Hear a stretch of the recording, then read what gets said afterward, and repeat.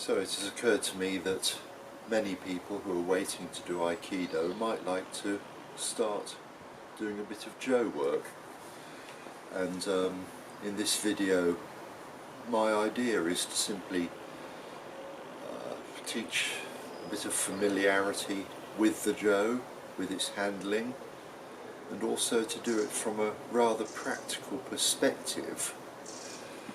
First of all, as with any exercise, we warm up, and perhaps you want a more extensive warm up than is simply shown here using the Jo, so you may want to do that first. This is just a how-to video. It is not about, I'm not concerned with the legalities or medical issues there for you to find out for yourself, but you may use a Jo staff, you could use a broom handle, you could use a hiking stick, you could even use a walking stick. So the basic warming up: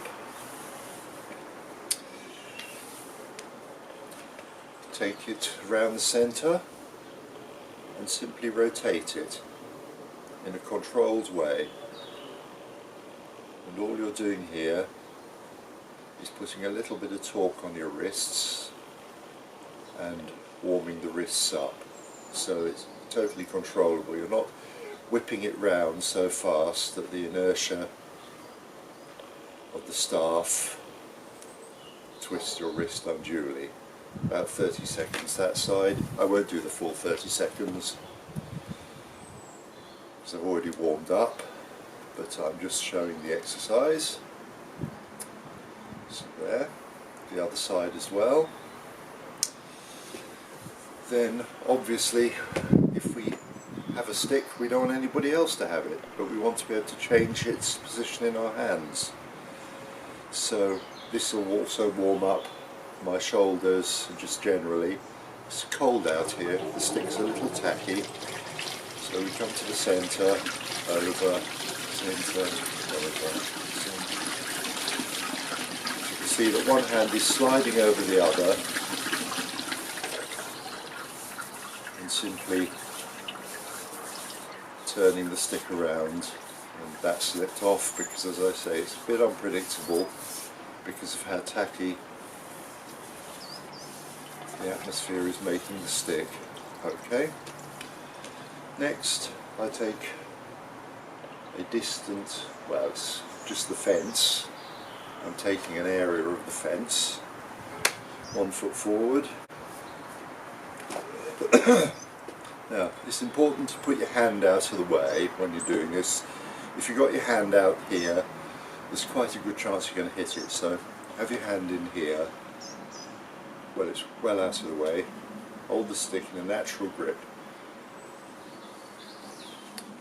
These 3 fingers are really doing the gripping, and the stick shouldn't be held so tight that you can't manoeuvre it, but not so loosely that it flies out of your hand either. So I'm aiming to create a cross, well, a multiplication sign against the fence ahead of me, and I'm moving my hips. My head is staying relatively still. I'm just focused on that distant panel. So 30 seconds that side, swap over. Important to practice both sides. My left hand is, I'm right-handed, so my left hand is probably not going to be as organised. So on. But rather than go for speed,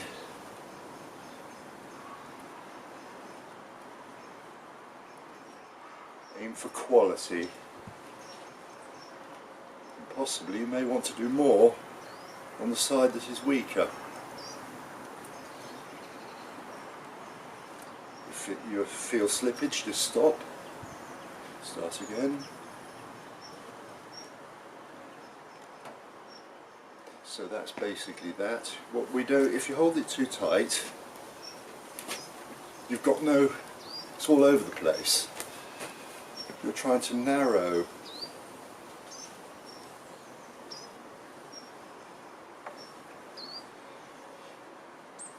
Because from a practical defence point of view, out here is doing nothing. This is creating distance between you and the attacker. Okay. So those are 3 basic warm-up exercises, and continuing with the perspective of practical self-defense, I'll show some thrusting techniques. The reason for doing that is that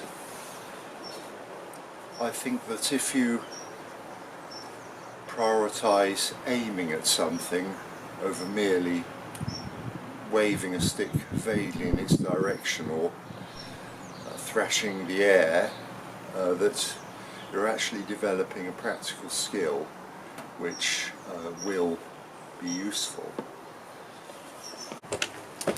So what I've done is I've put a couple of targets here, one about Shudan stroke Jodan and one at Gidan, and simply want to be accurate, to strike them. It doesn't matter about power at this point. Very simple technique. I'm just standing here quite naturally, 1 foot forward, I step in, point my thumb at the target, thrust the end of the Joe. I repeat the exercise on the other side.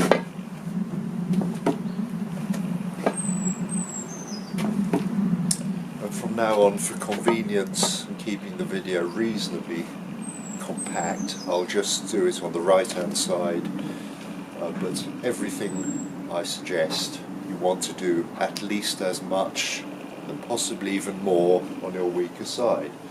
So we've got this first exercise. Now we can just let the Joe fall, take it in this hand as we step back, step in and strike.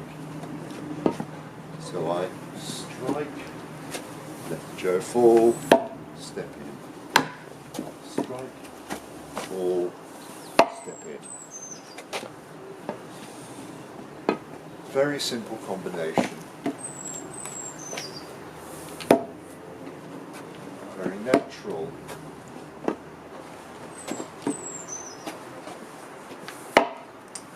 Now why am I choosing the thrusts?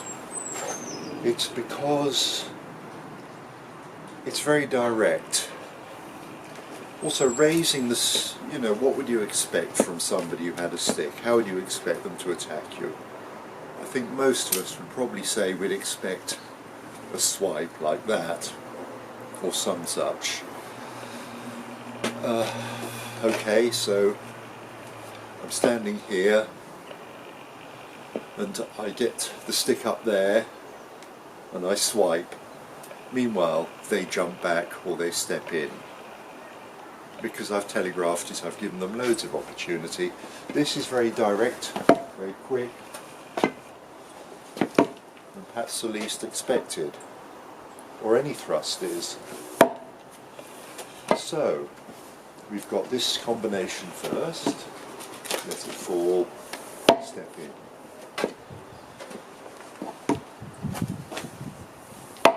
And we could be holding the stick like this. More natural, we just step in. We could be, I'm trying to look at it, you know, perhaps the Joe staff possibly comes from a hiking staff, I don't know, they're sort of relatable. You're not allowed to wander about the place with the Joe staff, but you know, you're allowed to wander about the place with a hiking stick.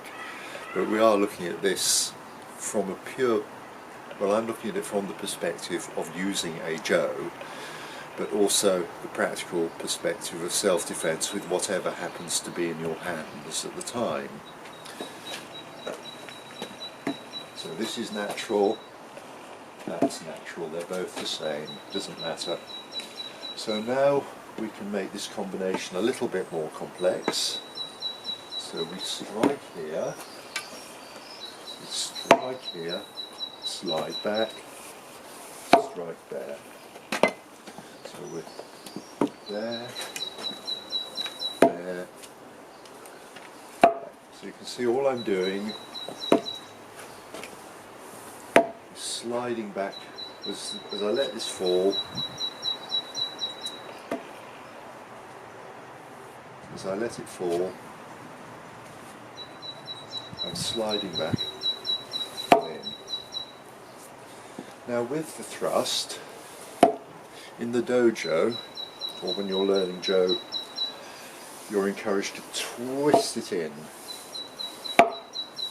and time it with the thrust. But if you want, just to start, just ignore, just push it in like that. So there, there, there. I cheated and did something different that time. I just changed the back grip. So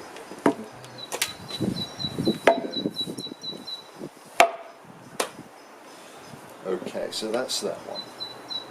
Now,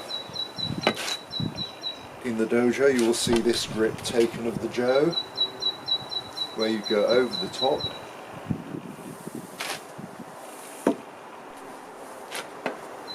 So you come over the top, take a reverse grip, and look how I'm using my whole body.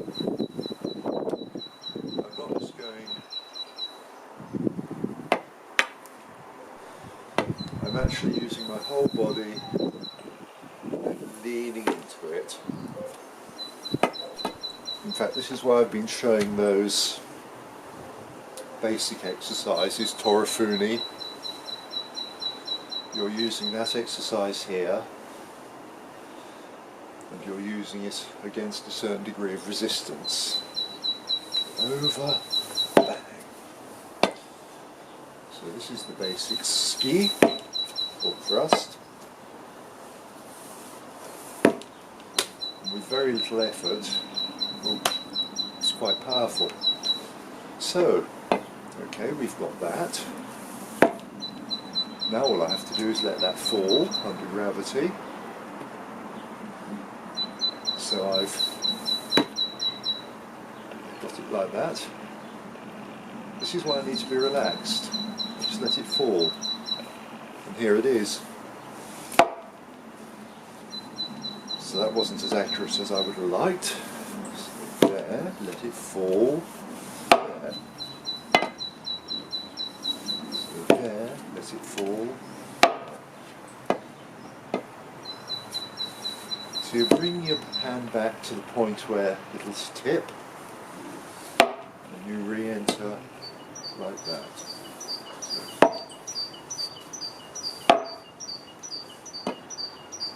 I'm not too bothered about Aikido style, I'm more bothered about simply striking the target repeatedly and accurately. You can use other types. I've shown sliding thrusts, but you can use even simpler methods. You can simply pick the stick up and jam it in like that. Or like that. So you don't bother with sliding, you just jam it in like a rifle butt, like a bayonet. But that doesn't stop you then sliding. Or just practice combinations. It's very simple. It's just common sense really. But it's practicing with a view to actually striking rather than falling short, missing because you're putting in too much power. You know, you want to actually strike, not to and overbalance. You keep your balance. Missed. Practice makes perfect. So another possible combination is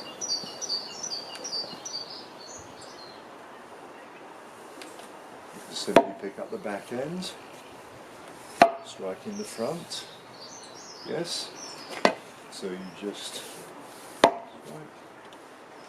practice all these possible combinations and relax. Just at the moment we're not too bothered about somebody knocking the Joe out of our hands, and in a way the more relaxed we become with it, the more natural it feels, the faster we're going to move, and ultimately the more powerfully and the more control we're going to have over the whole situation. So just explore using simple combinations. We're using general principles of Aikido in that we're trying to lower our centre of gravity.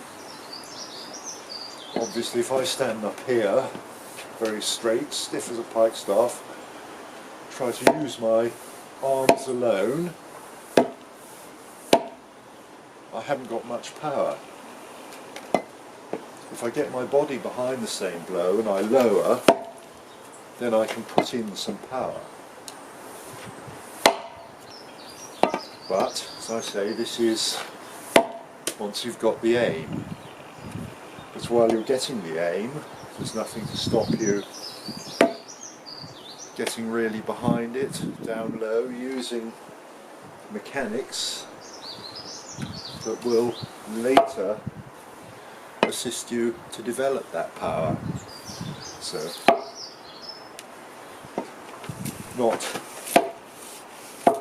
you see, that's very feeble. Same strength with a bit of technique.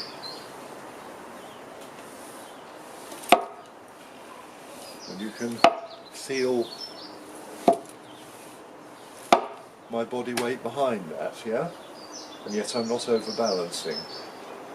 If I did miss, I can easily step back into something else. So with this video, I'm really only concerned with thrusting.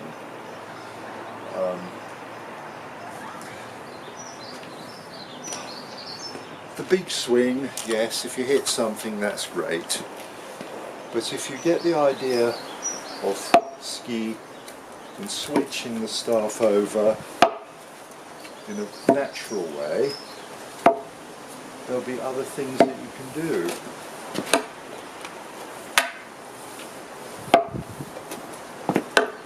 If you see what I mean, it's, you don't necessarily want that huge swing.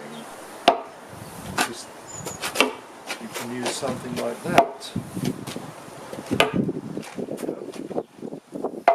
So this is why you can ski first, relaxing.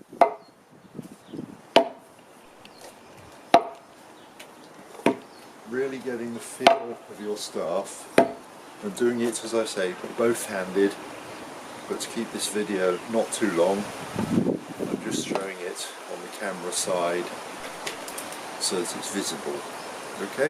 So this hasn't been intended as a sort of kick-ass video. It's